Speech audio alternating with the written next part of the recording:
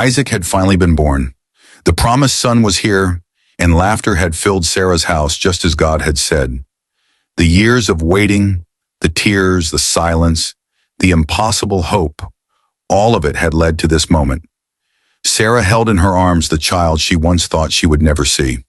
Abraham rejoiced. The promise had come to life. But peace did not remain in the household for long. As Isaac grew, the tension between Sarah and Hagar, once buried under time and distance, rose again. What had started years earlier as a painful solution to waiting had never truly disappeared. Now, with Isaac in the center of the home, the conflict returned with greater force. Sarah saw Ishmael, Hagar's son, and something in her spirit was deeply disturbed. Fear, protectiveness, old wounds, and unresolved pain all collided at once.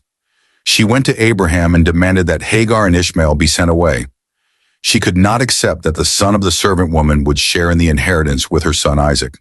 To Abraham, those words were deeply painful. Ishmael was his son too. This was not only a matter of household tension, it was personal. It was heartbreaking. Abraham was torn between the son of promise and the son he also loved. The weight of the moment pressed heavily on him, but God spoke to Abraham and told him not to be distressed. He told him to listen, and he reminded Abraham that Isaac was the child through whom the covenant promise would continue. Yet God also gave mercy in the middle of heartbreak. He promised that Ishmael too would become a nation because he was Abraham's offspring. So early the next morning, Abraham rose and prepared bread and water.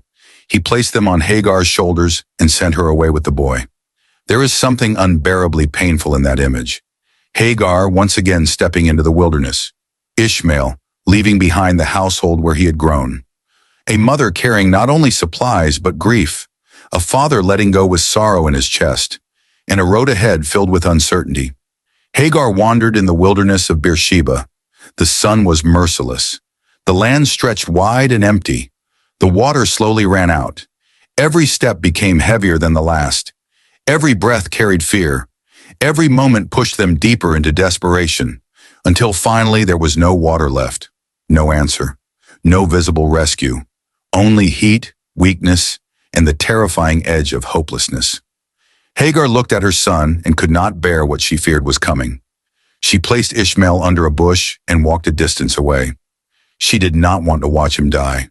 Her heart had already carried too much. She sat down apart from him, and there in the wilderness, she lifted up her voice and wept. It was the cry of a mother with nothing left, the cry of exhaustion, the cry of grief, the cry of helpless love standing before a future she could not fix. But heaven was not silent. God heard the voice of the boy. In that barren place where it seemed all hope had dried up, the voice of Ishmael rose to heaven, and the angel of God called to Hagar from heaven and asked her, "What troubles you, Hagar? Do not be afraid. Do not be afraid." Words spoken into thirst, words spoken into grief, words spoken into a wilderness where death seemed closer than deliverance. The angel told her that God had heard the boy crying where he was.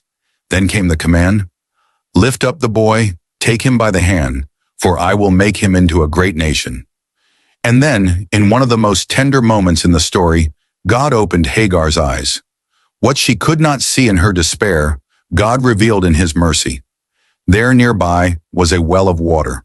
Provision had not been absent, it had only been unseen. Hagar went and filled the skin with water and gave the boy a drink. Life returned, hope returned, strength returned. The same desert that looked like the end became the place where God sustained them, and God was with the boy as he grew. Ishmael lived in the wilderness, and he became strong. His story did not end under the bush. His life did not disappear in the sand. He was not abandoned by heaven. The God who had once seen Hagar in the wilderness had now heard Ishmael in the wilderness. And that is the power of this story, because it reminds us that being sent away does not mean being forgotten. Being cast out does not mean being beyond the reach of God. The wilderness may feel empty, but it is often the very place where God makes his presence known most clearly. Hagar knew what it was to be unseen by people. Ishmael knew what it was to cry out in desperate need. But both of them discovered that heaven still responds. The God of Abraham was not only the God of covenant promises in the tent, he was also the God of mercy in the desert. The God who sees, the God who hears, the God who provides when strength is gone and the path ahead is unclear.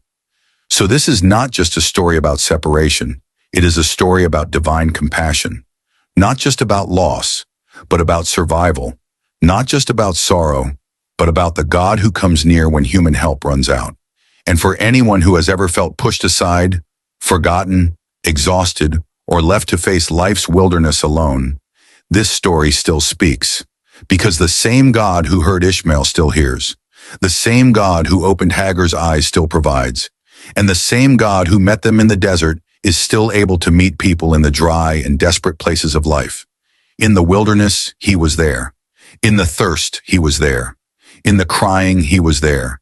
And he is still the God who hears.